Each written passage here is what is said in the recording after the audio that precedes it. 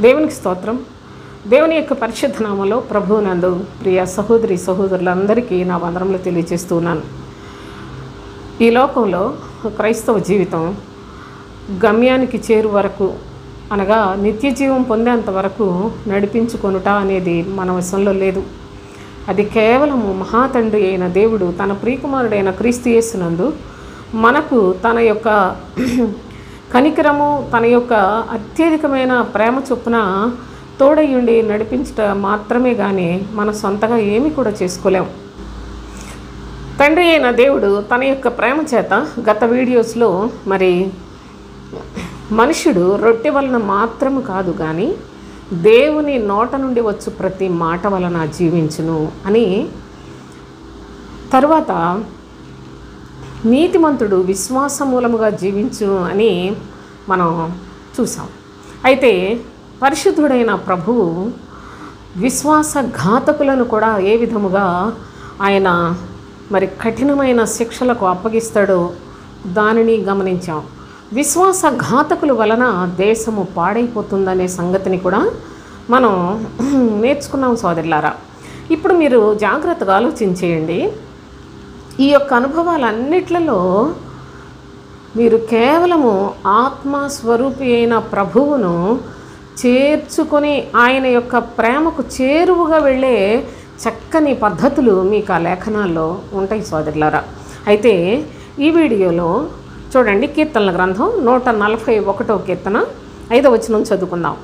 నీతిమంతులు నన్ను కొట్టుట నాకు ఉపకారము, వారు నన్ను గద్దించుట నాకు తైలాభిషేకము, నేను అట్టి అభిషేకమును త్రోసివేయకుందునుగాక, వారి దుష్టక్రియలను చూచి నేను తప్పక ప్రార్థన చేయుచున్నాను అని భక్తుడైన దావీదు తన యొక్క అనుభవములో ప్రభువును ఏ విధముగా స్తుతిస్తూ ఉన్నాడో, ఘనపరుస్తూ ఉన్నాడో, ప్రార్థిస్తూ ఉన్నాడో మీరు చూడండి. నీతిమంతులు నన్ను కొట్టుట నాకు ఉపకారము అంటున్నాడు. నిజంగా అసలు ఈ దినాల్లో ఎవరైనా దేవుని యొక్క లేఖనములను నీతిమంతుల ద్వారా విని ఆ నీతిమంతులు నన్ను కొట్టినట్లయితే నాకెంతో మేలు అనుకునే విశ్వాసి ఎక్కడైనా మీకు అసలు కనిపిస్తారా? చూడండి, ప్రభు అయిన దేవుని యొక్క ఆత్మ కలిగిన భక్తుడు అంటున్నాడు, నీతిమంతులు నన్ను కొట్టుట నాకు ఉపకారము అన్నాడు. అసలు నీతిమంతులు ఎవరు? నీతిమంతులు నన్ను కొట్టుట నాకు ఉపకారం అని వ్రాయబడింది. పాస్టర్లే నీతిమంతులు కాబట్టి వాళ్ళని అనుసరించి మీరు నష్టపోవద్దు, మోసపోవద్దు. చూడండి, ఎవరు అసలు నీతిమంతులు? నేను అందుకనే గత వీడియోస్ని మీకు మొదటిగానే జ్ఞాపకం చేశాను సోదరులారా. చూడండి, నీతిమంతుడు విశ్వాస మూలముగా జీవించును అని నేను చాలా వివరంగా దాన్ని మీకు నేను చెప్పాను. అయితే ఒక మనుష్యుడు దేవుని నోటి మాట వలన బ్రతికి ఆ బ్రతుకుచు తాను నీతిమంతుడుగా తయారవుతాడు. దేవుని నోటి మాట అనగా వాక్యానుసారముగా బ్రతుకుతూ నీతిమంతులైతే ఆ నీతిమంతులు మరలా వాళ్ళు ఎలాగ బ్రతుకుతారు అంటే విశ్వాసమూలముగా బ్రతికే పద్ధతిని మనం గమనించాం. కనుక అలాంటి అనగా దేవుని యొక్క చిత్తానుసారముగా జీవించే నీతిమంతులు వారు కొట్టినట్లయితే అది నాకు ఉపకారము అంటూ ఉన్నాడు. దేవుని వాక్యాన్ని అనుసరించి జీవించే నీతిమంతులు అసలు ఎక్కడున్నారు సోదరులారా? అలాంటి వాళ్ళు గద్దించి హెచ్చరించి బుద్ధి చెప్పినట్లయితే మన మనసు, మన యొక్క ఆత్మ చాలా క్షేమాభివృద్ధి పొందుతుంది. అసలు మనిషికి గద్దించుట అంటే ఇష్టం ఉండదు. ఏ సమయంలో మీరు చూడండి, తప్పు చేయటం అనేది మనుషులకు సహజమే. కానీ ఆ తప్పుల నుండి బయటకు రావడానికి మనకు ఒక గద్దింపు కావాలి. ఆ గద్దింపు నీతిమంతుల దగ్గర నుంచి రావాలి. అప్పుడే మన బ్రతుకు మారుతుంది. ఎందుకంటే ఎవరు పడితే వాళ్ళు గద్దించారనుకోండి, వీళ్ళు చేశారు పెద్ద, నాకు చెప్పేస్తున్నారు అనుకుంటారు. లేకపోయినట్లయితే నాకు చెప్పే అంత మనగాళ్ళ వీళ్ళు, లేకుంటే నా ఆలయాలు చూసుకుంటే సరే నాకు చెప్పేవాళ్ళే వీళ్ళంతా అని మన మనసులో సణుగులు, సంశయాలు చాలా ఎక్కువ వస్తాయి.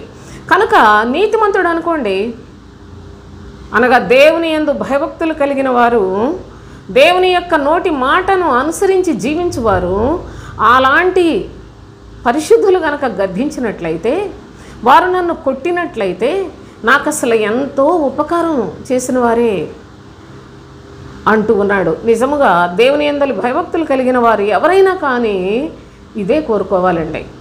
నీతిమంతులు నన్ను కొట్టాలి అనగా, నాలో మనం మానవ మాత్రులమే, చనిపోయే వరకు కూడా మనలో చాలా లోపాలు ఉంటాయి.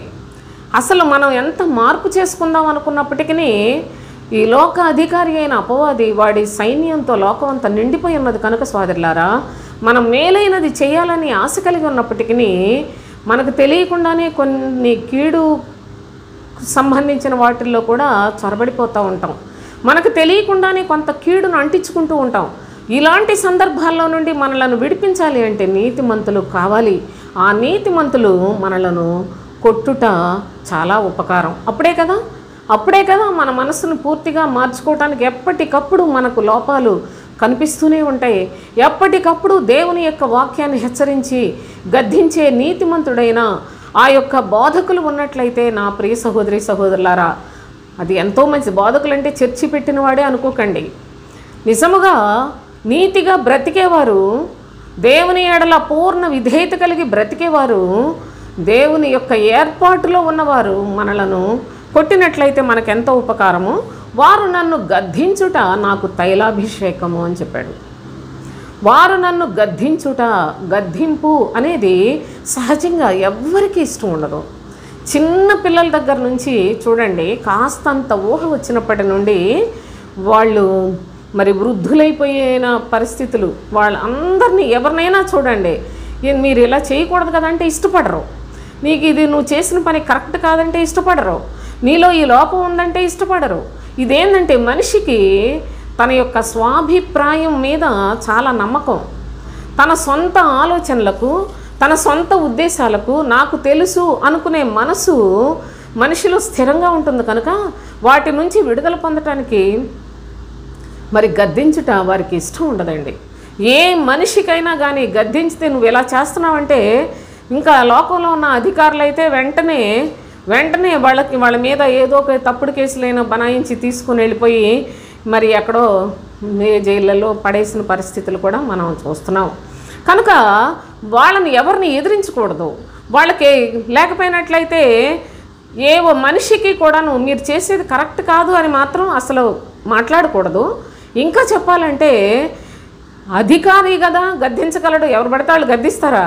చూడండి, అయినప్పటికీ ఆ గద్దింపులు ఎంత మాత్రము ఇష్టపడదు మానవుని యొక్క హృదయం సోదరులారా. ఈ విషయంలోనే గద్దించుట అనేది అది తైలాభిషేకం అంటాడు భక్తుడు. ఆ నీతిమంతులు నన్ను గద్దించినట్లయితే తైలాభిషేకం అంటే ఎంత ఉన్నతమైన కృప దేవుని సన్నిధిలో పొందుతామో మరి చాలా లేఖనాలు తైలాభిషేకం గురించి కూడా వ్రాయబడి ఉంటాయి. అయితే ప్రస్తుత కాలం, క్రొత్త నిబంధన కాలంలో తైలాభిషేకము అనగా దేవుని యొక్క శ్రేష్టమైన జ్ఞానాన్ని, ఆయన దగ్గర ఉన్న అతి శ్రేష్టమైన జ్ఞానాన్ని మనం సంపాదించుకోవటానికి, మనకు ఆ సంపాదించుకునే మనస్సు కలిగిన వారు, గద్దింపుకు లోబడిన వారు, వాళ్ళందరూ కూడా తైలాభిషేకం పొందే చక్కని పద్ధతులు, పరిస్థితుల్లో వారి యొక్క జీవితం కొనసాగుతుందని లేఖనముల ద్వారా మనం జ్ఞాపకం చేసుకుంటూ ఉన్నాం. అయితే ఈ గద్దింపులను గురించి కొన్ని విషయాలు మనం చూసినట్లయితే సామెతల గ్రంథం 13వ అధ్యాయం 1వ వచనం చూడండి.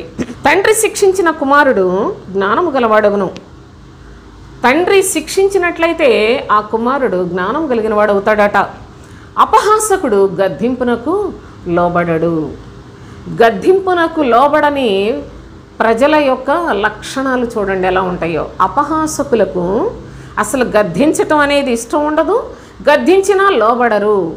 ఇది ప్రతి క్రైస్తవ జీవితంలో మన ఆత్మ క్షేమాభివృద్ధి కొరకు మనందరం కూడా నేర్చుకొని వాటిని జాగ్రత్తగా పాటించవలసిన విధి ఉంది. ఎందుకనగా నీతిమంతులు గద్దించుట అది తైలాభిషేకము అన్నాడు. అలాంటి నీతిమంతులు కనుక మీకు ఎక్కడైనా అసలు కనిపించినట్లయితే, దేవుని యందు భయభక్తులు కలిగి పూర్ణ విధేయతతో పరలోక సంబంధమైన నిరీక్షణతో బ్రతికే భక్తి కలిగిన వారు ఎవరైనా ఉన్నట్లయితే అట్టివారు గద్దించుట అనేది దాన్ని ఎంత ఘనముగా తీసుకోవాలో ప్రతి క్రైస్తవ జీవితానికి కూడా అది ఎంత లాభకరమైందో కూడా, అది ఎంత మరి తైలముతో అభిషేకించినంత ఘనత కలిగించేదో మీరు జాగ్రత్తగా చూడండి. ఆ సహోదరుల ఐక్యత కలిగి జీవించడం ఎంత మేలు, ఎంత మనోహరం అంటాడు 133వ కీర్తనలో. అని అది అహరోను తల మీద పోయిబడి అది గడ్డము మీదుగా కారి అంగీల అంచుల వరకు దిగజారిన పరిమళ తైలం వలె ఉంటుంది అని సహోదరుల ఐక్యత గురించి చెప్పాడు. అలాంటి చక్కని ఐక్యత కలిగిన జీవితంలోనికి వెళ్ళాలి అంటే కూడా సోదరులారా చాలా చాలా రకాల గద్దింపులు అవసరం. అయితే మన పరలోకపు తండ్రి తాను ప్రేమించిన వారిని, తన పిల్లలుగా చేసుకున్న వారిని ఎప్పటికప్పుడు శిక్షిస్తూ ఉంటాడు. ఆ శిక్షకు లోబడినట్లయితే మనం చాలా చక్కని జ్ఞానం కలిగిన వారం అవుతాం. అయితే అపహాసకులు గద్దింపుకు లోబడరు. అపహాసకులు అంటే ఏది చూసినప్పటికీ ఏదో రకంగా హేళనగా మాట్లాడే మూక లోకంలో నిండిపోయింది. సరే, ఇక దేవుని యొక్క సమాజంలో ఉన్నవాళ్ళు కూడా, అందుకే ప్రభు అయిన తండ్రి మొట్టమొదటి కీర్తనలోనే చెప్పాడు, దుష్టుల ఆలోచన చొప్పున నడవక, పాపుల మార్గమున నిలువక, అపహాసకులు కూర్చుండి చోటను కూర్చుండక, యెహోవా ధర్మశాస్త్రమందు ఆనందించుచు దివారాత్రము దాన్ని ధ్యానించువాడు ధన్యుడు అన్నాడు. అపహాసకులు కూర్చుండు చోటను కూడా కూర్చోవద్దని చెప్తున్నాడు. ఎందుకంటే వాళ్ళు దేవుని యొక్క జ్ఞానాన్ని కూడా అపహాస్యం చేస్తారండి. దేవుని యొక్క మాటలను అపహాస్యం చేస్తారు. ప్రభు అయిన దేవుని యొక్క ప్రియకుమారుడైన క్రీస్తును గురించిన అనుభవాలన్నిటినీ కూడా చాలా అపహాస్యంగా మాట్లాడే దుర్మార్గుల గుంపు ఉంది కనుక, నా పిల్లలారా మీరు అలాంటి చోట్ల అసలు కూర్చోవద్దు. ఎందుకనగా అపహాసకుడిని గద్దించిన వేస్ట్, వాడు అసలు ఏమాత్రము కూడా గద్దింపుకు లోబడ్డాడు అని చెప్పాడు. 15వ అధ్యాయం సామెతలు 15లో 10వ వచనం చదువుకుందాం.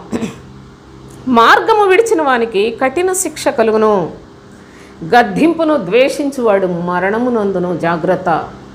గద్దింపును ద్వేషించితే ఎందుకు ఆ టెంపర్, ఎందుకు?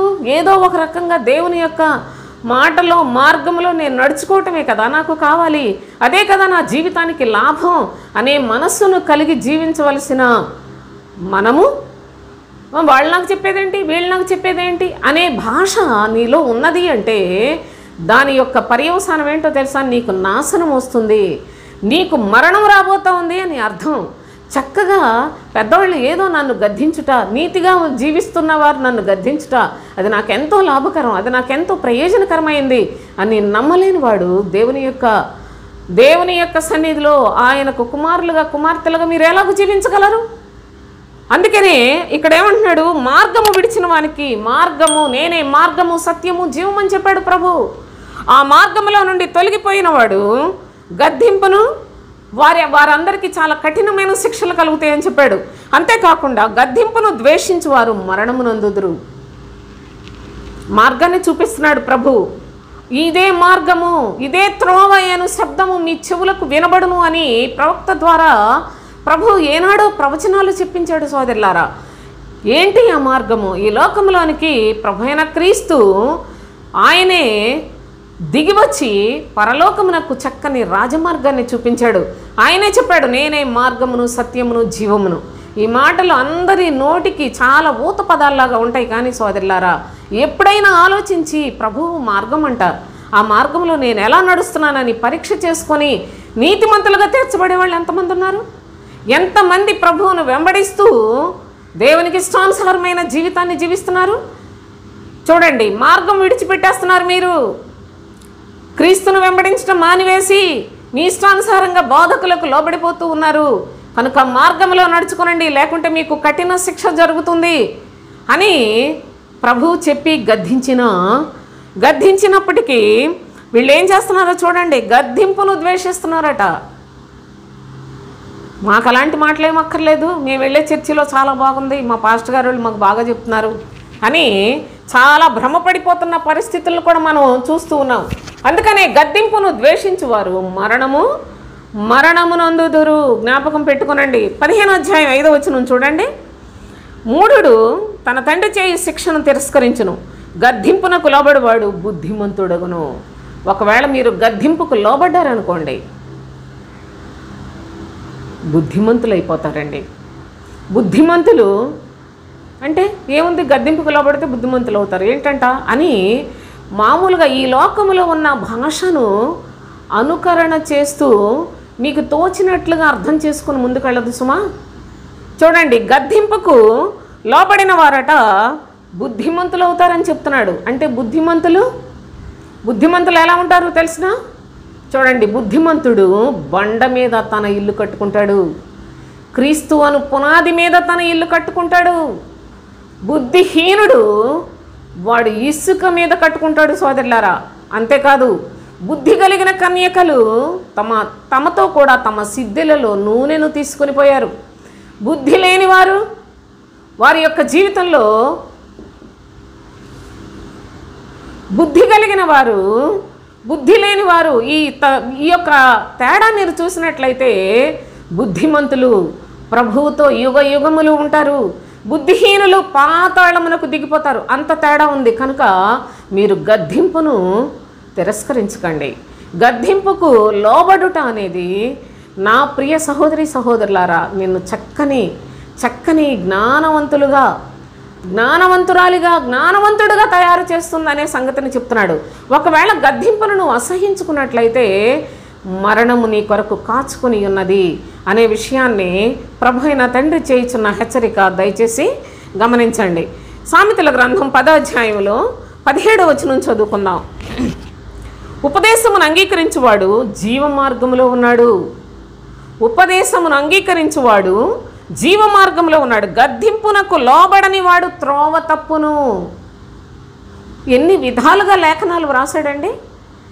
ఎన్ని రకాలుగా మన బ్రతుకులకు ఏ చీడ పట్టకుండా, ఏ చెడు కార్యాల్లోకి మనం చొచ్చుకొని పోకుండా, ఏ అబద్ధాల్లోనికి లోబడిపోకుండా, మోసకరమైన వేటికి మనం తల వంచకుండా నీతి నిమిత్తము జీవించే చక్కని పద్ధతిని, రాజ మార్గమును చూపించుటకు తండ్రి అయిన దేవుడు అనేక విధాలైన లేఖనములను ఏ క్షణములో ఏ దోషములోనికి పడిపోతామోనని ప్రతి క్షణము మనలను మనం కాపాడుకునే చక్కని నీతి కలిగిన వాక్యములను మనకు నేర్పిస్తూ ఉన్నాడు. పరిశుద్ధ గ్రంథం అర్థం కాని వాళ్ళకి, పరిశుద్ధ గ్రంథాన్ని ఏదో విమర్శ చేయాలన్న వారికి ఎంత మాత్రము ఇందులో ఒక తలకట్టు సున్నా, ఏ ముక్క కూడా అర్థం కాదు సోదరులారా. కానీ దేవుని యొక్క సత్యమును అనుసరించి భయభక్తులతోటి ఎలాగైనా జీవించాలి, ప్రభువుతో నేను నా యొక్క జీవితాన్ని ముగించుకోవాలి అనే చక్కని నిర్ణయము తీసుకున్న వారి యొక్క జీవితాలలో ప్రభువు ఎంతో మేలైనవి, క్షేమకరమైనవి, ఆత్మకు ప్రయోజనకరమైన సంగతులను బోధిస్తూ ఉన్నాడు. అయితే గద్దింపుకు లోబడని వాడు త్రోవ తప్పిపోతాడు. త్రోవ తప్పిపోయి ఎక్కడికి వెళ్ళిపోతారు? త్రోవ తప్పి. నా ప్రియ సహోదరి సహోదరులారా, మీకై మీరే ఇష్టపూర్వకముగా సాతానుకు బానిసలైపోతారు. దేవుని యొక్క జ్ఞానమునకు విరోధులైపోతారు. దేవుని యొక్క మార్గమునకు మీరు ఎన్నడూ కూడా పొందలేని దుష్ట సంతానములోనికి చెదరగొట్టబడతారు. కనుక మనకి సహజంగా లోకంలో గద్దించుట అనేది సహజంగా ఇష్టం ఉండదు. అందుకే ఇన్ని మార్లు ఈ గద్దింపును గురించి ప్రభు అయిన తండ్రి మనకు తేటగా తెలియచేస్తూ దానివల్ల ఎంత నష్టం ఉందో, గద్దింపుకు లోబడినట్లయితే ఎంత మేలుకరమైన జీవితాన్ని పొందుతావో ఆ వ్యత్యాసాన్ని కూడా గమనించడానికి చాలా సంగతులు మన కొరకు దాచిపెట్టాడండి. చూడండి, ప్రభు అయిన దేవుడు ఆయన ఇంకా ఏమని చెప్తున్నాడంటే, సామెతల గ్రంథం 1వ అధ్యాయం 22వ వచనం చూడండి. 22, 23 వచనాలు చదువుకుందాం. ఎట్లనగా జ్ఞానము ఏమని పిలుస్తుందో చూడండి. జ్ఞానము లేని వారులారా, మీరు ఎన్నాళ్ళు జ్ఞానము లేని వారుగా ఉండగోరుదురు? జ్ఞానము లేని వారులారా అని జ్ఞానము పిలుస్తూ ఉంది. మీరు ఎన్నాళ్ళు జ్ఞానము లేని వారుగా ఉండగోరుదురు? అపహాసకులారా, మీరెన్నాళ్ళు అపహాస్యము చేయొచ్చు ఆనందింతురు? బుద్ధిహీనులారా, మీరు ఎన్నాళ్ళు జ్ఞానమును అసహ్యించుకొందురు? నా గద్దింపు విని తిరుగుడి అన్నాడు. జ్ఞానము లేని వారికి, అపహాసకులకు, బుద్ధి లేని వారికి అందరినీ జ్ఞానము పిలుస్తూ ఉంది. మీరెన్నాళ్ళు మీ బ్రతుకును ఆ విధంగానే కొనసాగిస్తారు? మీరు మార్పు చెందరా? నా యొక్క స్వరమును వినరా? మీకు కేవలము దేవుడు దేవుడు అని ఆసక్తి కలిగి దేవుని యొక్క సన్నిధికి వెళుతున్నారు, కానీ దేవుని సన్నిధికి వెళ్ళి ఎంతకాలము మీరు అపహాసకులైపోతారు, ఎంతకాలము బుద్ధిహీనులుగా బ్రతుకుతారు, ఎంతకాలము మీరు జ్ఞానం లేని వారిగా బ్రతుకుతారు. నా గద్దింపుకు విని తిరుగుడి, తిరుగుడి, ఆలకించుడి, నా ఆత్మను మీ మీద కుమ్మరించుదును అంటున్నాడు. ఏంటిది ఇది? ఇది అన్ని ప్రజలకు చెప్పేది కాదు సోదరులారా. దేవుని యొక్క ప్రజలతో ప్రభు అయిన తండ్రి మాట్లాడుతూ ఉన్నాడు. దేవుని యొక్క పిల్లలను జ్ఞానం లేని వారులారా అని పిలుస్తున్నాడు, రండి అని పిలుస్తున్నాడు. ప్రవక్త అయిన ఇర్మియా అయితే మూఢులైన పిల్లలారా తిరిగి రండి అని పిలుస్తూ ఉన్నాడు. ఇంత దారుణమైన పరిస్థితుల్లోనికి క్రైస్తవులు దిగజారిపోవడానికి గల కారణం ఏంటో తెలుసా? అసలు గద్దించేవారు లేరు. అంతేకాదు, ఒకవేళ గద్దిస్తే తిరుగుబాటు చేసేవాళ్లే, కానీ లోబడే మనస్తత్వం కలిగిన వారు అంతకన్నా లేరు. ఇలాంటి పరిస్థితుల్లో దేవుని యొక్క ప్రేమ ఇంకా జ్ఞానం లేని వారులారా, ఎవరెవరు జ్ఞానం లేని వారు చూడండి మీరు, అపహాసకులు, బుద్ధిహీనులు, వీళ్ళంతా కూడా జ్ఞానం లేని వారిగానే ఉన్నారు. అంతేకాదు, వీళ్ళందరూ జ్ఞానమును అసహించుకున్న ప్రజలుగా ఉన్నారు. అనగా జ్ఞానమును అసహించుకుంటున్నారు, దేవుని యొక్క పిల్లలుగానే ఉన్నారు, దేవుని పేరు పెట్టబడి ఉన్నారు, కానీ జ్ఞానాన్ని అసహించుకున్నట అంటే వీరందరూ కూడా జ్ఞానవంతుడు. చూడండి, సర్వజ్ఞాని అయిన దేవాతి దేవుని ప్రియకుమారుడు ఈ లోకములోనికి వస్తే కుమారుని అంగీకరించుటలేదు, కుమారుని అంగీకరించుటలేదు అని కుమారుడు అనగా క్రీస్తు బోధను కానీ క్రీస్తు స్వార్థను కానీ అంగీకరించకుండా వీళ్ళందరూ వాళ్ళ ఇష్టం వచ్చినట్లుగా జీవిస్తూ ఉన్నారు. అందుకనే ప్రభువైన తండ్రి, మీరందరూ నా సన్నిధికని వస్తున్నారు, మీలో జ్ఞానం లేదు, మీరు జ్ఞానమును అసహించుకుంటున్నారు, పైగా అపహాసకులుగా బ్రతుకుతున్నారు. అపహాసకులారా, బుద్ధిహీనులారా, మీరు ఎంతవరకు అపహాస్యం చేసుకొని ఆనందంగా బ్రతుకుదామనుకుంటున్నారు అని ప్రతి విషయాన్ని కూడా ప్రభువు చాలా తేటగా హెచ్చరిక చేస్తున్నట్లు మనం ఈ లేఖనాల్లో చూస్తున్నాం. కనుక వాళ్ళు ఏం చేస్తున్నారంటే, నేను చెప్పిన బోధ ఏమీ మీరు వినక త్రోసివేసితిరి. నేను చెప్పిన బోధ ఏంటి? ఈ బోధ అంటే అదే క్రీస్తు బోధ. క్రీస్తు బోధ చూడండి, యేసుక్రీస్తు వచ్చి లోకంలోనికి 2000 సంవత్సరాల్లో దాదాపు మరి దాటిపోయాయి కదా. అయితే ఈ మధ్యనే కదా యేసుక్రీస్తు వచ్చాడు. ఈ మధ్య వచ్చిన యేసు ప్రభువుని తెచ్చి మా దేశానికి ఎందుకు రుద్దుతున్నారు అని ఆ విదేశాలకి ఆ అబ్రహాము ఏదేదో అనుకుంటున్నారు, ఆ ఇశ్రాయేలీలు అటు పోయి చావండి అని కొంతమంది దూషిస్తూ ఉన్నారు. సోదరులారా, ఒకటి మాత్రం గమనించండి, యేసుక్రీస్తు 2020 సంవత్సరాల క్రితం వచ్చిన దేవుడు కాడు. ఆయన అనాదిగా సృష్టి ప్రారంభము నుండి తన పనిని చేయుచున్న దేవుని ప్రియకుమారుడు. అయితే ఆయన శరీరధారిగా ఈ లోకమునకు వచ్చిన దినాలను మాత్రమే ఈ ప్రజలు భరించలేక తట్టుకోలేక ఆయన్ని ఏదో ఒక రకంగా అవమానించి బాధ పెట్టాలని ఇప్పటికీ కూడా దూషణలు చేస్తూనే ఉన్నారు. కానీ సోదరులారా, మోసపోకుడి, దేవుడు వెక్కిరించబడడు. మనుష్యుడా, ఏమి విత్తుకుంటావో అది నీవు కోసుకోక తప్పదు అని చెప్పాడు. మోసపోతూ ఉన్నారు అందరూ.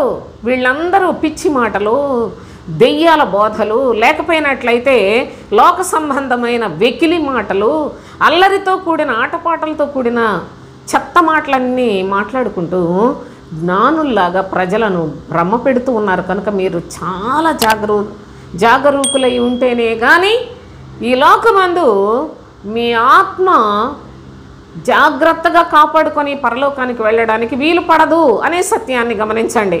అయితే దేవుని యొక్క లేఖనముల్లోనే చూడండి, సామెతల 1వ అధ్యాయంలోనే 24 నుండి కూడా మనం చూస్తే,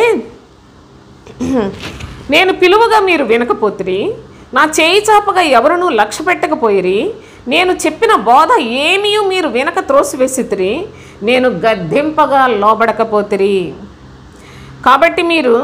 కాబట్టి మీకు అపాయము కలుగునప్పుడు నేను నవ్వేదను, మీకు భయము వచ్చినప్పుడు నేను అపహాస్యము చేసేదను.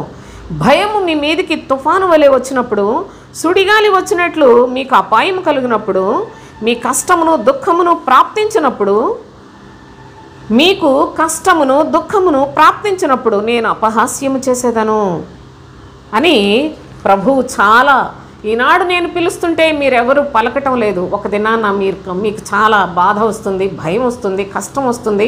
నేనప్పుడు మిమ్మల్ని అపహాస్యం చేస్తాను. నేనప్పుడు మిమ్మల్ని మీరు గోల పెడతారు కానీ, మొర పెడతారు కానీ నేను వినను అని చెప్తున్నాడు సోదరులారా. ఎప్పుడు ఏ విధముగా ప్రభు యొక్క పిలుపును వింటున్నామో ఆ స్వరమునకు భయపడి దేవుని యొక్క చిత్తానుసారంగా జీవించినట్లయితే నీ జీవితం ఎంతో క్షేమకరంగా ఉంటుందని ప్రభు అయిన తండ్రి తెలియచేస్తూ ఉన్నాడు. అనేకులకు జ్ఞానము అసహ్యమైపోతూ ఉందంట. 29వ వచనం చూడండి. యెహోవా యందు భయభక్తులు కలిగి ఉండుట వారికి ఇష్టము లేకపోయాను. చాలామందికి దేవుని నమ్ముకోవటం, దేవుని యందు భయభక్తులు కలిగి జీవించడం ఇష్టం ఉండదు. కానీ అసలు దేవుని నమ్ముకున్న వారికి కూడా ప్రభు యొక్క బోధను అసహించుకుంటున్నారు. కానీ ఎవరు ఇష్టపడిన వాళ్ళు కూడా కనిపించట్లేదని లేఖనాలు చెప్తున్నాయి. కనుక నా ఆలోచన విననొల్లకపోయిరి. నా ఆలోచన అన్నాడు చూడండి ప్రభువు, నా ఆలోచన విననొల్లకపోయిరి. నా గద్దింపు వారు కేవలము ఆ గద్దింపుని తృణీకరించారట. నా ఆలోచనను విననొల్లకపోయిరి. ప్రభు ఆలోచన ఎక్కడ దొరుకుతుంది? వీధిలో ఉంటుందా? సంతలో ఉంటుందా? లేకుంటే తెలివైన వాళ్ళ దగ్గర ఉంటుందా? లేకుంటే ఈ లోక జ్ఞానుల దగ్గర ఉంటుందా? ఈ లోక ఘనులు అధికారుల దగ్గర ఏమైనా ఉంటుందా? సో ఏముండదు. వీళ్ళందరి దగ్గర ఉండేది శూన్యం, చీకటి. చీకటిలో ప్రయాణం చేసేవాడు వాడు ఎక్కడికి వెళ్ళిపోతున్నాడు వాడికి తెలియదు. అలాగునే ఈ లోక అధికారులందరూ కూడా చీకటిలో వారి యొక్క ప్రయాణాన్ని సాగిస్తున్నారు. అందుకే ఏ రోజు ఏం మాట్లాడతారో ఎవరికి తెలియదు. ఏ రోజు ఏది మాట్లాడి ఏ మనుషులను ఏ విధముగా మోసం చేసి ఎలాగూ వాళ్ళ యొక్క నీచ కార్యాలను కొనసాగిస్తూ ఉంటారో ఇదంతా చూసినట్లయితే దేవుని యొక్క పిల్లలకు మాత్రమే ప్రభు యొక్క ఆలోచన దేవుని యొక్క పరిశుద్ధాత్ముడు నివాసము చేయుచున్న మందిరములో దొరుకుతుంది. నా ఆలోచన విననొల్లకపోయిరి. కొంతమంది ప్రభు ఆలోచన వినరు. ఎందుకంటే వారు వెళ్ళే సంఘములలో ప్రభు ఉండడు. ఇంకా ప్రభు ఆలోచన ఏం దొరుకుద్ది మీకు? ప్రభు యొక్క ఆత్మ కలిగి ఈ లోకములో సమస్త విధములైన దురాశలన్నిటినీ చంపుకొని కేవలము పరలోకము కొరకు మిమ్మలను సిద్ధపరిచే బోధకుడు ఉన్నట్లయితే అక్కడ ఉంటుందండి ప్రభు యొక్క ఆలోచన. ఆ ఆలోచన మనకు దొరికినట్లయితే మన జీవితాల్లో అసలు కేవలము దేవుని యొక్క రాజ్యము, పరలోక రాజ్యము తప్ప వేరే దృష్టి మన హృదయంలోనికి అసలు రాదండి.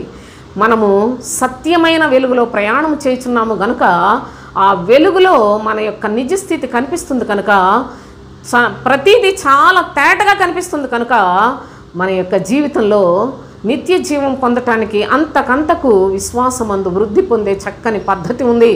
అలాగూ కాకుండా నా ఆలోచన విననొల్లకపోయిరి, నా గద్దింపు వారు కేవలము తృణీకరించిరి. ఈనాడు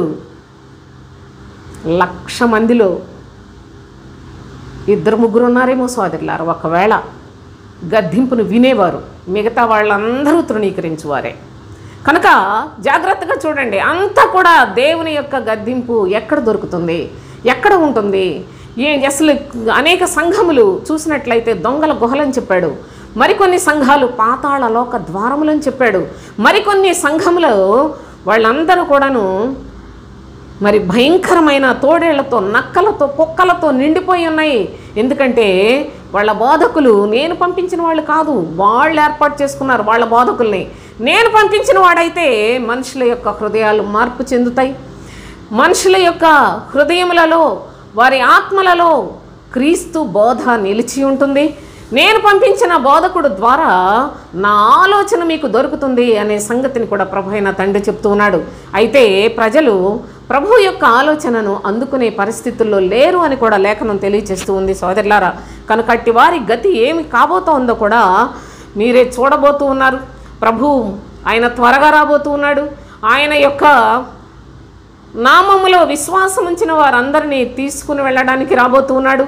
ఆ దినము ఎంతో పరిశుద్ధులకు సంతోషకరమైంది, భక్తిహీనులకు భయంకరమైంది సోదరులారా. అలాంటి దినము ఉంది గనుక భయపడి మనందరము దేవుని యొక్క గద్దింపుకు లోబడి ఆయన ఆలోచనను అనుసరించి జీవించే పద్ధతిలో నడుచుకుందామని మరి ఒకసారి నేను మీకు హెచ్చరికగా తెలియజేస్తూ ఉన్నాను. అయితే సామెతల గ్రంథంలో 9వ అధ్యాయం చూడండి, 7-8 వచనాలు చదువుకుందాం. 9వ అధ్యాయం 7-8 వచనాలు చూడండి. అపహాసకులకు బుద్ధి చెప్పువాడు తనకే నింద తెచ్చుకొనును.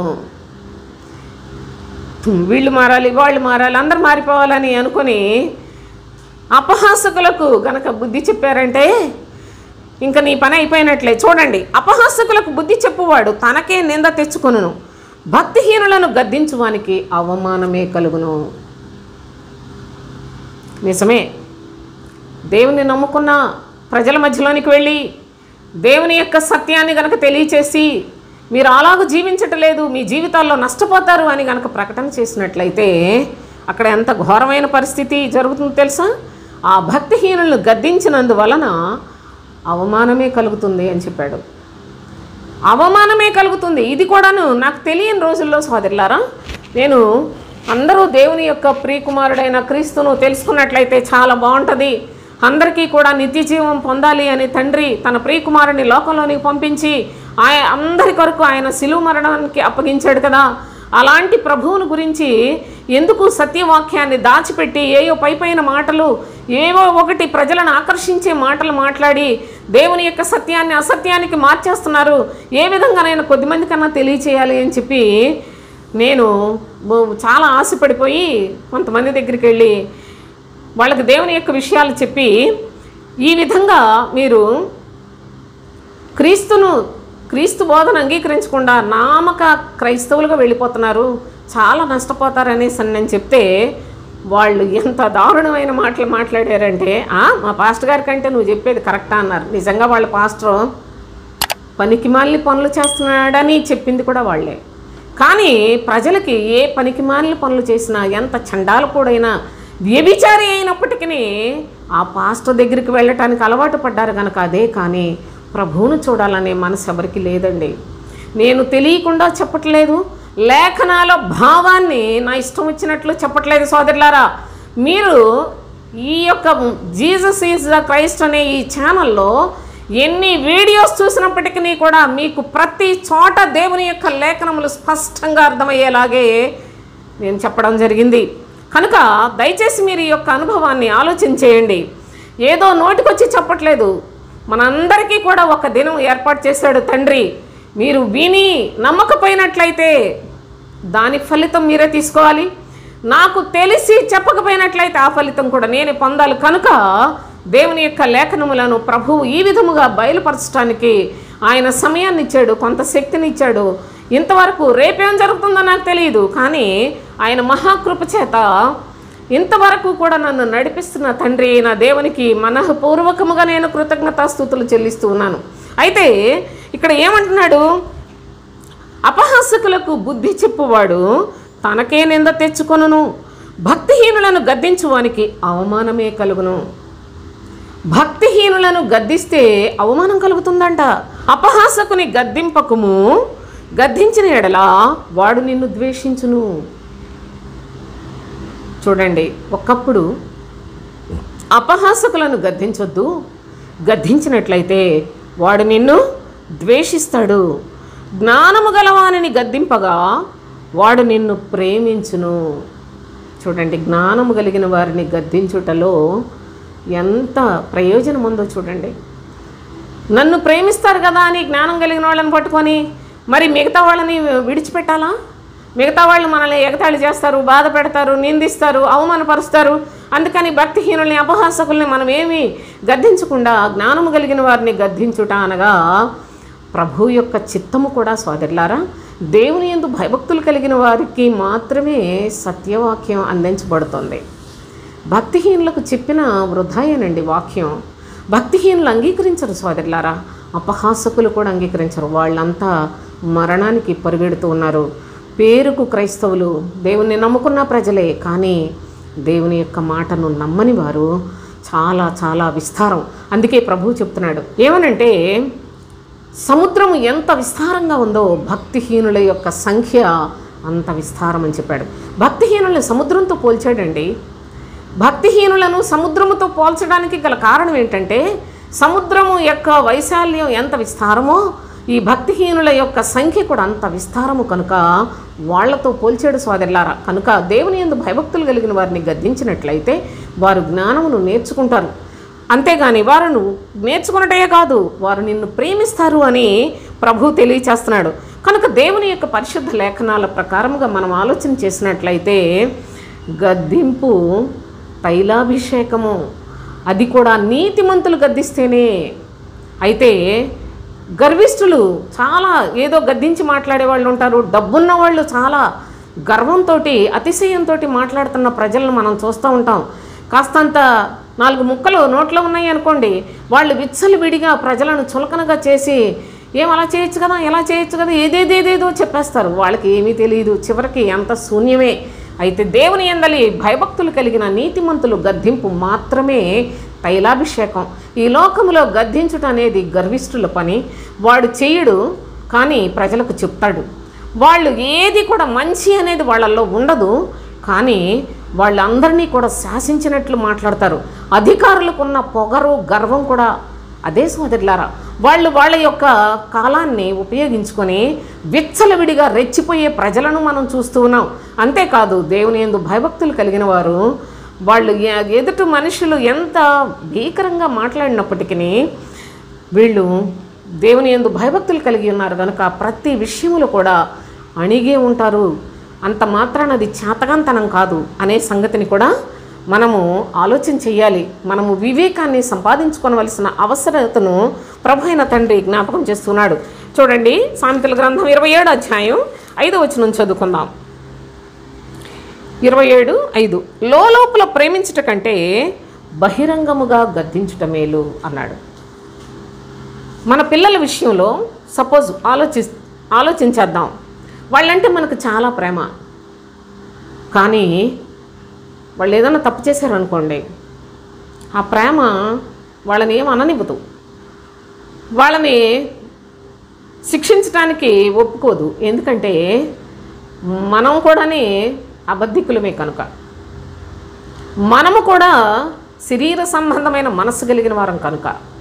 కానీ దేవాతి దేవుడు సత్యవంతుడు తన పిల్లలు చిన్న తప్పు చేసినా వెంటనే గద్దించేస్తాడు. చిన్న తప్పు చేసిన ఊరుకోడు. తనకు ఎంతో ఇష్టమైన వాళ్ళు తప్పు చేసినా తనకు భక్తులుగా దావీదును చూడండి. దావీదు నా హృదయానుసారుడు, నా ఇష్టానుసారుడని సాక్ష్యం ఇచ్చాడు ప్రభు అయిన తండ్రి. కానీ దావీదు తప్పు చేస్తే విడిచిపెట్టాడా? ఎంత మాత్రము అరే ఇంత భక్తి కలిగిన వాడిని నేను ఈ చిన్నది చూసి చూడనట్టు వదిలేద్దాం అని అనుకున్నాడా ప్రభు? ఎంత మాత్రం అనుకోవాలి. సర్వలోకములో ప్రకటన చేసినట్లుగా అతను చేసిన పాపానికి కలిగిన శిక్షలు, కఠినమైన శిక్షలను కూడా ప్రకటన చేసి ఉన్నాడు సోదరులారా. తన ప్రవక్తల ద్వారా బయలుపరిచి ఉన్నాడు.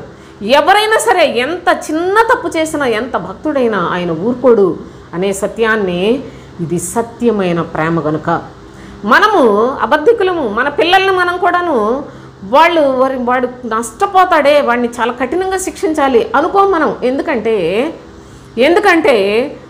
మన యొక్క చెడుతనము మనల్ని నిజముగా మన పిల్లల్ని బాగు చేసుకోవటానికి అది కూడా సహకరించదు సోదరులారా. కనుక ఈ విషయాన్ని జాగ్రత్తగా చూడండి. ఒక తప్పు చేసినప్పుడు వెంటనే ఇలా చేయొద్దు అని చెప్తే అలాంటివన్నీ మార్చుకోవటానికి వీలు కలుగుతుంది. మనం మన పిల్లలకే చెప్పుకోలేకపోతే ఇంకెవరిని బాగు చేయగలం? కనుక దేవుని యొక్క సన్నిధిలో చాలా జాగ్రత్తగా ప్రభు యొక్క పరీక్షకు నిలవబడి ఉండాలి. ప్రభువు మనం ఏం చేస్తున్నామని మన నోటి మాటలను బట్టి మనకే బహుమానాలు ఇచ్చాడు. మన ప్రవర్తన, మన అంతరంగంలో ఏముంది, మన మనసులో ఏముంది, నా బిడ్డ దేవుని కొరకే, దేవుని యొక్క మహిమలో ఉండాలి ఎల్లప్పుడూ అనే భయభక్తులతోటి పెంచుతున్నావా? లేకపోయినట్లయితే ఇంకా ప్రార్థన చేస్తాను దేవుడే మారుస్తాడు అనుకుంటున్నారా? మీరేమీ బాధపడకుండా, కష్టపడకుండా ప్రార్థనలు చేసేసి యేసు ప్రభువే మొత్తం అన్ని బాధలన్నీ మీ పక్షంగా పడాలా? స్వార్థపూరితమైన భక్తి, గర్వపోతులు చేసే భక్తి దేవుని సన్నిధికి చెల్లుబాటు అవ్వదు సోదరులారా. అది చేర్చబడదు. దేవుని యొక్క పరిశుద్ధ లేఖనములలో నీ బాలుని శిక్షించుట మానుకొనకము అని ఉంది. ఎందుకంటే వాడు చచ్చిపోవాలని కోరుకోకు. బెత్తం వాడని తండ్రి బిడ్డకి విరోధి అయిపోతాడని చెప్పాడు. కానీ ప్రస్తుత కాలంలో అసలు బెత్తమే వాడకూడదట. స్కూల్స్లో కూడా ఎక్కడికి వెళ్ళిపోతుందో, అసలు ఏంటో, అసలు ఏం జరుగుతుందో ఇవన్నీ తలంచుకుంటే ఎంత చెడు కాలంలో మనం బ్రతుకుతున్నామో కూడా అర్థమవుతుంది. అయితే దేవుని యొక్క పరిశుద్ధ లేఖనాల్లో ప్రభు ఏమని చెప్తున్నాడంటే, లోపల ప్రేమించుట కంటే బహిరంగముగా గద్దించుట మేలు అన్నాడు. మనము లోపల ప్రేమించుట,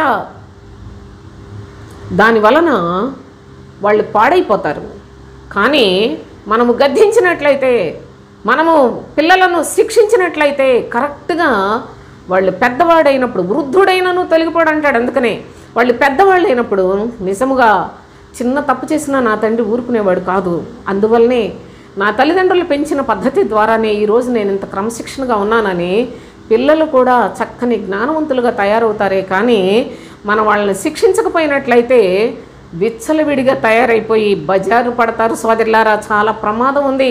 దేవుని యందు భయభక్తులు కలిగి ఉన్నామని చెప్పుకుంటున్నారు. మన ప్రవర్తన అంతటినీ ప్రభువుకి ఇష్టానుసారముగా మార్చుకోవాలి.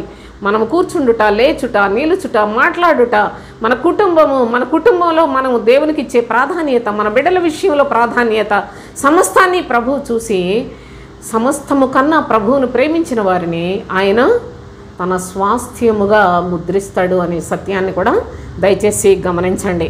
కనుక లోపల నాకు చాలా ప్రేమ ఉంది అనుకొని వాళ్ళు చేసే తప్పులు చూసి చూడనట్లుగా మనం ఊరుకున్నట్లయితే, ఒక బిడ్డల విషయమే కాదు ప్రతి విషయంలో కూడా చూసినట్లయితే ప్రభు అయిన దేవునికి ప్రయోజనకరముగా మనము మన కుటుంబాలు కూడా పనికొస్తాయి అనే విషయాన్ని మనము మేలు చేసుకున్న వారం అవుతాం. మన బిడ్డల యొక్క భవిష్యత్తులో కూడా మనము గద్దించిన వారి యొక్క విషయంలో కూడా మేలు పొందుతారు. ఆ రోజు మీరు చెప్పకపోయినట్లయితే నా జీవితం ఎప్పుడు పాడైపోయి ఉండేదమ్మా అని అనేకులకు ప్రయోజనకరంగా మనం మిగిలిపోతామనే సత్యాన్ని కూడా దయచేసి గమనించండి. చెప్పినప్పుడు కష్టంగానే ఉంటుంది, గద్దించినప్పుడు కష్టంగానే ఉంటుంది. కానీ దానికి లోబడినట్లయితే దాని వలన కలిగే మేలు శాశ్వత కాలము మనతోటే నిలిచి ఉంటుంది. అయితే ప్రభు అయిన తండ్రి మరి యొక్క అనుభవాన్ని కూడా మనకి ఇక్కడ జ్ఞాపకం చేస్తున్నాడు. సామెతల గ్రంథం 3వ అధ్యాయంలో 11-12 వచనాలు చదువుకుందాం. నా కుమారుడా, యెహోవా శిక్షను తృణీకరింపవద్దు, ఆయన గద్దింపుకు విసుకవద్దు. ప్రభువు కూడా గద్దిస్తాడు. ప్రభువు గద్దించినప్పుడు ఆయన తను రకరకాలుగా తన యొక్క భక్తుల ద్వారా గద్దిస్తాడు. ప్రభువు గద్దిస్తాడు. అంతేకాదు విశ్వాసులైన తల్లిదండ్రుల ద్వారా గద్దిస్తాడు, లేక విశ్వాసులైన సహోదరుల ద్వారా కూడా గద్దిస్తాడు. ఏదేమైనప్పటికీ ప్రతి విషయంలో కూడా మనము స్వస్థ బుద్ధి కలిగిన వారమై మనమే ఆత్మీయ జీవితంలో మేలు పొందుట, ఓపికతోటి వినుట, లేకపోయినట్లయితే వెంటనే ఊరికే విరజిమ్ముకున్నట్టు నన్ననే అంతటోళ్ళ అనేలాగా ఒకరి మీద ఒకరు వ్యర్థముగా ప్రగల్భాలతోటి బ్రతకటం అనేది అది నాశనానికి హేతువు అవుతుంది. కనుక ఒకరి ఎడల ఒకరు విధేయత కలిగి ఉండుట, ఒకరి కొరకు ఒకరు జీవించడం అనేది క్రైస్తవ జీవితంలో ప్రభు మనకు విధించినది. కనుక ప్రతి విషయంలో కూడా మనకు ఎవరైనా సరే మన తప్పు చూపించినప్పుడు, తండ్రి నీకు స్తోత్రం, ఇది తప్పుని విడిచిపెట్టమని చెప్పేది నువ్వే నాయనా అని మనం ప్రభువుకి మహిమపరుచుకుంటూ స్తుతించుకుంటూ సోదరులారా మన హృదయంలో దేవునికి చోటిచ్చినట్లయితే, ఆయన మాటకు చోటిచ్చినట్లయితే దానివలన మనము తైలాభిషేకము పొందుతాం అనే సత్యాన్ని మీరు గమనించండి. చూడండి, నా కుమారుడా, యెహోవా శిక్షను తృణీకరింపవద్దు, ఆయన గద్దింపుకు విసుకోవద్దు. తండ్రి తనకి ఇష్టడైన కుమారుని గద్దించు రీతిగా యెహోవా తాను ప్రేమించు వారిని గద్దించును. యెహోవా ఎవరినైతే ప్రేమిస్తాడో వారిని గద్దిస్తాడట. ఎవరినైతే కుమారులుగా కుమార్తెలుగా అంగీకరించాడో వారిని గద్దిస్తాడట. విసిగిపోవద్దు, నీవు జ్ఞానవంతుడు అవుతావు అనేసి అని చెప్పాడు. అయితే చాలామందిని అసలు ఆయన వారి ఛాయలకి వెళ్ళాడండి. వాళ్ళంతా శపితమైన జనము సోదరులారా. వాళ్ళు అనుకున్నవి చేసుకుంటూ వెళ్ళిపోతారు, వాళ్ళు ఇష్టానుసారంగా చేసుకుంటూ వెళ్ళిపోతారు, వాళ్ళు ఏది కోరుకుంటే జరిగించుకుంటూ వెళ్ళిపోతారు. వాళ్ళందరూ విడిచిపెట్టబడిన ప్రజలు. అంతేకాదు అనేక మందిని ప్రభువు భక్తిహీనుల గుంపుగా వారందరికీ ఒక ముద్ర వేసి పడేశాడు. కానీ దేవుని యందు భయభక్తులు కలిగిన వారిని, తన కుమారులుగా కుమార్తెలుగా అంగీకరించిన వారిని ఎప్పటికప్పుడు గద్దిస్తూ ఉంటాడు. ప్రభు యొక్క గద్దింపుకు విసిగిపోవద్దంటే అది ఒకసారి 2 సార్లు కాదు, మన జీవితకాలం అంతా కూడా మరి మన లోపములను చూపిస్తూనే ఉంటాడు. దానికి మనం విసిగిపోకూడదు సోదరులారా. అంతేకాదు ఆయనకు ఇష్టలైన పిల్లలమని మన విశ్వాసములో ఇంకా అభివృద్ధి పొందాలే కానీ మన యొక్క జీవితంలో గద్దింపును నిర్లక్ష్య పెట్టకూడదు అనే సత్యాన్ని జ్ఞాపకం చేస్తున్నాడు. చూడండి, హెబ్రీయులకు రాసిన పత్రిక 12వ అధ్యాయం, హెబ్రీయులకు రాసిన పత్రిక 12వ అధ్యాయంలో 5-6 వచనాలు చదువుకున్నాం. నా కుమారుడా, ప్రభువు చేయు శిక్షను తృణీకరింపకము, ఆయన నిన్ను గద్దించినప్పుడు విసుగకుము. ఇప్పుడే చదువుకున్నాం, విసుగకుము. ప్రభువు తాను ప్రేమించు వారిని శిక్షించి తాను స్వీకరించు ప్రతి కుమారుని దండించును. ఆయన మనలను కుమారులుగా చూస్తూ ఉన్నాడు కనుక దేవుని కుమారులుగా ఉండుట ఎంత గొప్ప ధన్యత. దేవునికి కుమారులుగా కుమార్తెలుగా బ్రతుకుట ఎంత గొప్ప భాగ్యమండి. ఈ లోకములో తన పిల్లలకు ఆయన ఎన్ని చెప్పాడు, ఎన్ని రకాలుగా ఏ చెడుతనం అంటుకోకుండా బ్రతకటానికి ఎన్ని ఆజ్ఞలను, కట్టడలను, ఎన్ని నియమములను, ఎంత చక్కని నిబంధనను దయచేశాడు ఆలోచన చేయండి. కనుకనే ప్రభు అయిన తండ్రి ఈ విధముగా మనం చదువుకున్నాం, అక్కడ సామెతల్లో చదువుకున్నాం, అదే మాటను అపోస్తులైన పౌలు ఇక్కడ చెప్తూ, ఆయన నిన్ను గద్దించినప్పుడు విసుగకము, ప్రభు తాను ప్రేమించు వారిని శిక్షించి తాను స్వీకరించు ప్రతి కుమారుని దండించును అని కుమారులతో సంభాషించినట్లు మీతో సంభాషించు ఆయన హెచ్చరికను మర్చిపోయారా? ప్రభు యొక్క హెచ్చరికను మర్చిపోయారా? ఎందుకు విసిగిపోతున్నారు? ప్రభు గద్దింపును ఎందుకు తృణీకరిస్తారు? అవసరమైతే ఆయన శిక్షిస్తాడు. చాలా చక్కగా మన బ్రతుకుల్ని సరిచేస్తూ ఉంటాడు ఎప్పటికప్పుడు. పాడైపోయిన ఒక వస్తువుని మనం అలాగ పాడైపోయిందని చెప్పేసి మనకు చాలా అవసరమైన వస్తువు ఇంట్లో ఉందనుకోండి, అది పాడైతే వెంటనే బాగు చేయించుకుంటాం సోదరులారా. ఇది పాడైంది కదా అని బయటపడేసేయం, బాగు చేయించుకొని దాన్ని వాడుకుంటూ ఉంటాం. ఆత్మీయ జీవితంలో కూడా మనల్ని పాడైపోయిన మన బ్రతుకులు, మీరు మీ పాపముల చేత అపరాధముల చేత చచ్చిన వారై ఉండగా దేవుడు మిమ్మల్ని క్రీస్తుతో కూడా బ్రతికించాడనే సత్యాన్ని గమనించండి.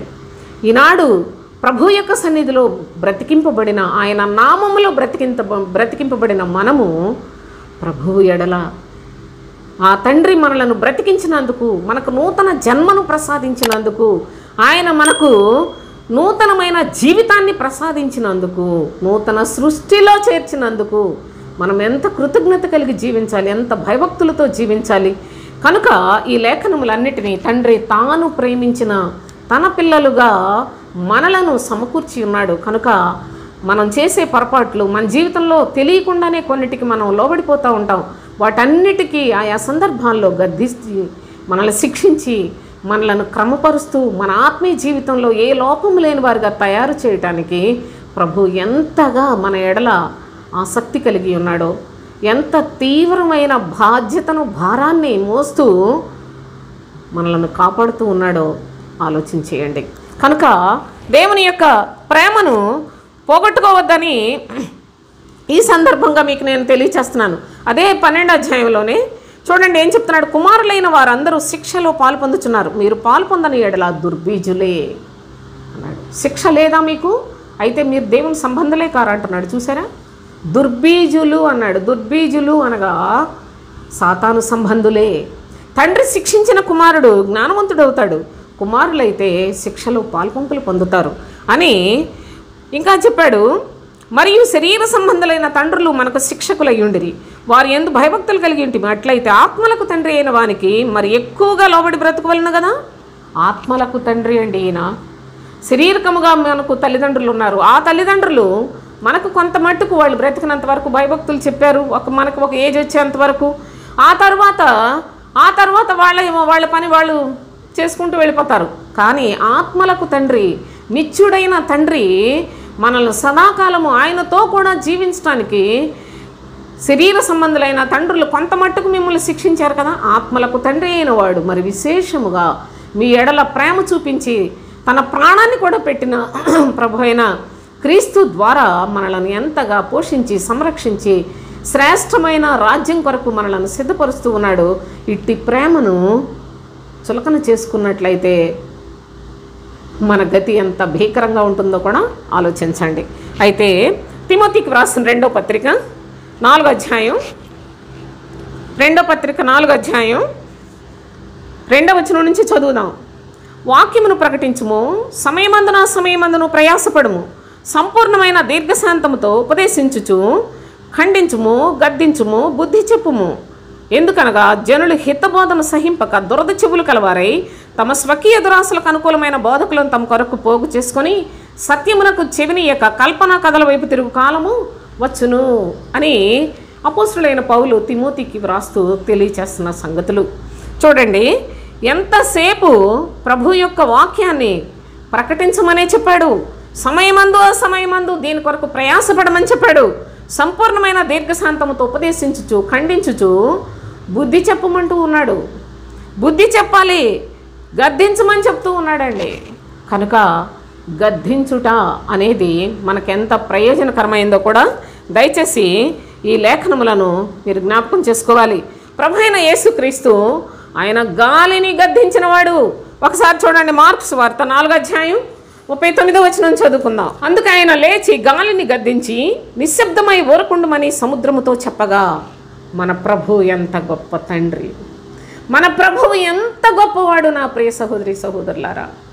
ఆయన గాలిని గద్దించాడు, నిశ్శబ్దమై ఊరకుండమని సముద్రముతో చెప్పాడు, సముద్రమును గద్దించాడు. గాలిని గద్దించిన దేవాతి దేవుని యొక్క ప్రియమైన కుటుంబములో ఆయన పిల్లలుగా మనం బ్రతుకుట ఎంత గొప్ప భాగ్యము. మన తండ్రి సర్వశక్తుడైన దేవుడు, ప్రభు అయిన యేసుక్రీస్తు అను రక్షకుని మన కొరకు అర్పణ చేసిన తండ్రి. ఆ రక్షకుడే మనకు పరలోక రాజ్యాన్ని ఇవ్వడానికి క్రీస్తుగా శిలువ మ్రాను మీద వ్రేలాడిన దేవాతి దేవుని యొక్క ప్రియకుమారుడు. ఈయనే సర్వాధికారి అయిన దేవుడు అని తండ్రి ఆయనకు ముద్ర వేశాడు. కనుక ఆయన చెప్తున్నాడు కదా, గాలిని గద్దించి సముద్రం ఎందుకు అంత తొందరపడిపోతున్నావు, నిమ్మళించుమని సముద్రముతో చెప్పాడు. గాలి అణిగి మిక్కిలి నిమ్మళమాయెను. నా ప్రియ సహోదరి సహోదరులారా, 1వ అధ్యాయంలో చూడండి, మార్క్స్ వార్త 1వ అధ్యాయం 25-26 వచనాలు చదువుదాం. అందుకు యేసు ఊరకుండమని వారిని విడిచిపొమ్మని దానిని గద్దింపగా, అపవిత్రాత్మలను గద్దించిన దేవుడు, సముద్రమును గద్దించినవాడు, గాలిని గద్దించినవాడు, అపవిత్రాత్మలను గద్దించి అపవిత్రాత్మలను విలవిలలాడించిన దేవాతి దేవుని యొక్క ప్రియమైన పిల్లలుగా బ్రతుకుతున్న మనకెవడండి ఈ లోకంలో సాటి వస్తాడు? విశ్వాసికి ఈ లోకంలో సాటి ఎవరు సోదరులారా? అందుకే చెప్పాడు, విశ్వాసి అవిశ్వాసి కలిసి ఉండటానికి వీల్లేదన్నాడు. దేవుని యొక్క సన్నిధిలో విశ్వాసి పరలోకం కొరకు చూస్తే, అవిశ్వాసి ప్రార్థనలను పెట్టి ప్రభువుని నమ్ముకున్నామని చెప్పి లోకం చుట్టూ తిప్పుతూ ఉంటాడు. అందుకే దేవుని యొక్క పరిశుద్ధ నామములో చొరబడిన దొంగ బోధకులు అనేకులు దేవుని ప్రజల యొక్క విశ్వాసానికి అభ్యంతరమై ఉన్నారు. నా ప్రియ సహోదరి సహోదరులారా, ఈ లేఖనాలు మీరు జాగ్రత్తగా విన్నట్లయితే మీకు ఎంతో ప్రయోజనం కలుగుతుందని కూడా నేను మీకు జ్ఞాపకం చేస్తూ ఉన్నాను. చూడండి, కీర్తనల గ్రంథం 9వ కీర్తనలో 9వ కీర్తన 5వ వచనం చదువుకుందాం. నీవు అన్యజనులను గద్దించి ఉన్నావు, దుష్టులను నశింపచేసి ఉన్నావు. చూడండి, అన్యజనులను అయితే గద్దించాడంట, అంటే మార్చుకునే ఛాన్స్ ఇస్తున్నాడు. దుష్టులకు నాశనమే సోదరులారా. చూడండి, మీరు మీ వాక్యంలో జాగ్రత్తగా మనకు ప్రభు చెప్పింది గమనించండి. అన్యజనులను గద్దించి ఉన్నావు, దుష్టులను నశింపచేసి, దుష్టులకు పనివారు అన్నాడు. దుష్టులు అంటే ఎవరు అనుకుంటున్నారు? అబద్ధ బోధకులు. వీళ్ళందరినీ కూడా ఇక నాశనమే వారికి. ప్రస్తుత కాలంలో మనకన్నీ జరిగిపోతున్నాయి. మనం ఏం చెప్తే అది ప్రజలు గొర్రెల్లాగా మన వెంటబడి మనం ఏం చెప్తే ఏం చేయమంటే అది చేసేస్తున్నారు అనుకుంటున్నారు ఈ దొంగ బోధకులు. నా ప్రియ సహోదరి సహోదరులారా, దుష్టులను నశింపచేసి ఉన్నావు, దుష్టులకు పనివారి విషయమై జాగ్రత్త అని చెప్పాడు.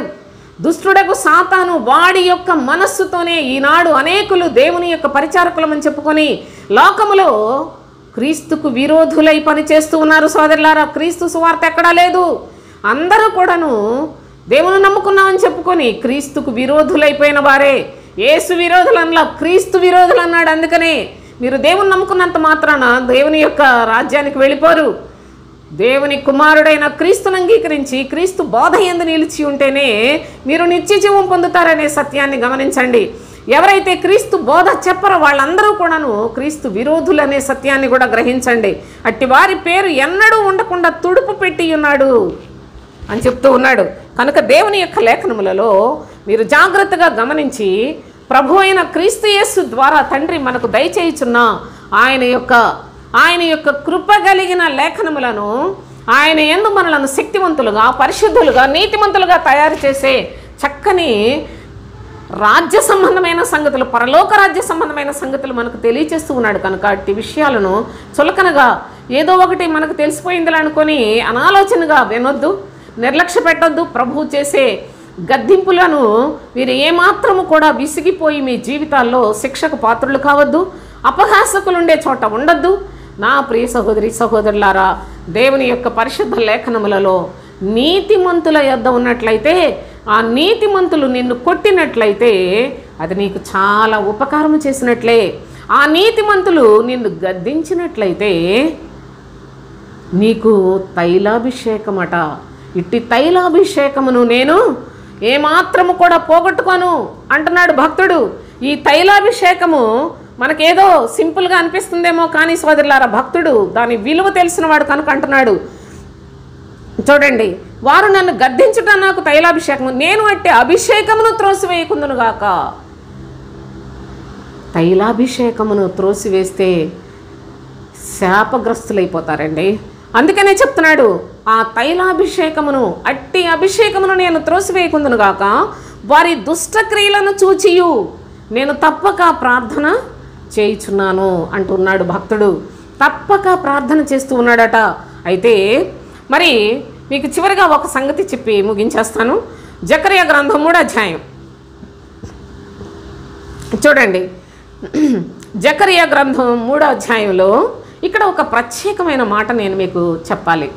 ఎందుకంటే ప్రభువు తన వారిని ఎంత సంరక్షిస్తాడో, ప్రభు యొక్క ప్రజల మీద అపవాది ఎంత దూకుడుగా వస్తుందో, వాడిని ఏ విధముగా గద్దిస్తాడో కూడా తెలియచేస్తున్నాడు. చూడండి, మరియు యెహోవా దూత ఎదుట ప్రధాన యాజకుడుగు యెహోషువ నిలువబడుటయు, సాతాను ఫిర్యాది అయి అతని కుడిపార్శ్వమున నిలువబడుటయు అతడు నాకు కనపరిచెను.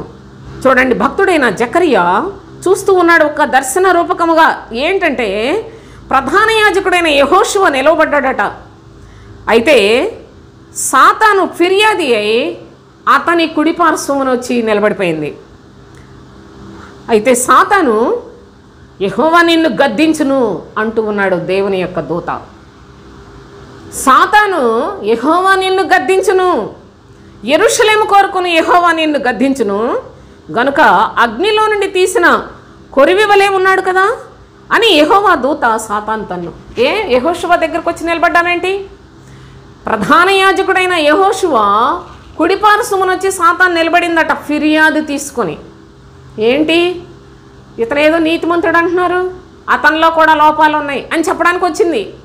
అయితే యెహోవా దూత ఏమని అంటున్నాడో తెలుసా?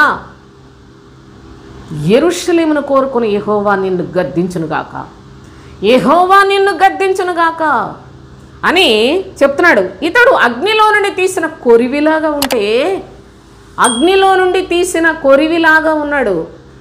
ఏంటి, ఈయనలో ఏ లోపాలు ఉన్నాయని చూపిద్దామని వచ్చావు అని యెహోవా దూత సాతాను ప్రశ్నిస్తే, చూడండి 3వ వచనం, యెహోషువ మలిన వస్త్రములు ధరించిన వాడై దూత సముఖములో నిలువబడి ఉండగా. అతనిలో ఎక్కడో చిన్న మలినం ఉన్నది. ఆ మలిన వస్త్రము అంటే అతని క్రియల్లో ఎక్కడో చిన్న లోపం కనిపిస్తుందట. ఆ లోపం ఉన్న కనుక అంటే తప్పులు చేసేవాళ్ళు, లోపములు ఉన్నవాళ్ళు, లేకపోయినట్లయితే సకల విధాలైన ఇంక ఏ చెడుతనం చేసినా వాళ్ళ మీద సాతానుకు అధికారం ఉంటుంది సోదరులారా. అసలు ఇతనిలో కొరివిలాగా అగ్నిలో నుండి తీసిన కొరివికే అది ఇంకా ఏదో దోషం ఉందని వచ్చింది. అసలు ఈ లోక ప్రజలు ఎక్కడుంటారో ఊహించండి. ఈ లోకంలో భక్తి చేస్తున్నాం అనుకున్న అక్రమ భక్తి చేయువారు అందరూ ఎక్కడుంటారో చూడండి, దొంగ బోధకులు అందరూ ఎక్కడ ఉంటారో చూడండి. మొత్తం ఆ అపవాది వాళ్ళందరి మీద కూర్చొని ఉంది. నా ప్రియ సహోదరి సహోదరులారా, ఆ మాటను ఇక్కడ ఎంత తేటగా చెప్పాడు చూడండి. యెహోషువకు మలిన వస్త్రం ఉందట, చిన్న చిన్న అతనిలో లోపాలు కనిపిస్తున్నాయట. అయితే దూత దగ్గర నిలిచిన వారిని పిలిచి ఇతని మైలబట్టలు తీసివేయడని ఆజ్ఞాపించి, నేను నీ దోషమును పరిహరించి ప్రశస్తమైన వస్త్రములతో నిన్ను అలంకరించుచున్నానని సెలవిచ్చాను. వెంటనే దేవుని యొక్క దూత ఆ యొక్క మలినాన్ని కూడా తీసి ప్రశస్తమైన ప్రశస్తమైన వస్త్రములతో అలంకరించి ఆ విధముగా ప్రధాన యాజకుడైన యెహోషువ పరిశుద్ధుడుగా ప్రకటించుటకు ప్రభువు సెలవిచ్చి ఉన్నాడనే సత్యాన్ని ఈ సందర్భంగా నేను మీకు జ్ఞాపకం చేస్తున్నాను. నీలో ఏ దోషం ఉన్నప్పటికీ సాతానుకు నీ మీద అధికారం ఉంటుంది. సాతాను నీ మీద ఫిర్యాదు తీసుకొని నిలబడి ఉంటుంది రెడీగా. అయితే విస్తారమైన లేచింది మొదలు దోషాల్లోనే, పాపాల్లోనే, చెడుతనంలోనే, దుర్మార్గతలోనే, దుష్టత్వంలో మునిగిపోతూ ఉన్న ఈ ప్రజల యొక్క గతి. అసలు దానికి ఫిర్యాదు ఎందుకు? చిన్న తప్పు కాబట్టి ఫిర్యాదుకు వచ్చింది, కానీ మొత్తం అంతా దాని వశమే. ఈ జనమంతా, లోకమంతా, దేవుని యొక్క పేరు చెప్పుకున్న సంఘములో ఉన్న ప్రజలంతా ఈనాడు సాతాను యొక్క వశములోనే ఉన్నారు సోదరులారా. ఎందుకనగా ఇది ఆశ్చర్యం కాదు. సాతాను తానే వెలుగుదూత వేషం ధరించుకుంటున్నాడు. వాని పరిచారకులు నీతి పరిచారకుల వేషం ధరించుకున్నట గొప్ప సంగతి కాదు. ఈ దుర్మార్గుల గుంపంతా చర్చీలు కట్టి గొప్ప పేరు ప్రతిష్టల కోసం ప్రభు యొక్క పరిశుద్ధ నామానికి వ్యతిరేకమైన బోధలు చేస్తూ, శరీర సంబంధమైన బోధలు చేస్తూ, ఆత్మ నియమాన్ని చంపివేస్తూ, ఆత్మ సంబంధులందరినీ కూడాను నాశనానికి ఈడ్చుకుంటూ వెళ్ళిపోతూ ఉన్నారు. ఇలాంటి పరిస్థితులన్నీ ఉన్నాయి కనుక ప్రభు యొక్క కృప ద్వారా నీకు నీతిమంతులు ఎక్కడైనా కనిపించినట్లయితే, నీతిమంతులు నిన్ను కొట్టినట్లయితే, నీతిమంతులు నిన్ను గద్దించినట్లయితే అది నీకు ఉపకారముగాను తైలాభిషేకముగాను భావించుకొని నీ క్రైస్తవ జీవితాన్ని చక్కగా ప్రభువుకు అనుకూలముగా, ఆయన పరిశుద్ధుడైనట్లు మనం కూడా పరిశుద్ధులమై ఆయన రాజ్యం కొరకు సిద్ధపడాలనే తండ్రి యొక్క చిత్తాన్ని జ్ఞాపకం చేసుకుని ఆత్మీయ జీవితంలో ముందుకు సాగిపోదాం. దేవునికి స్తోత్రం. ముగించేస్తాం.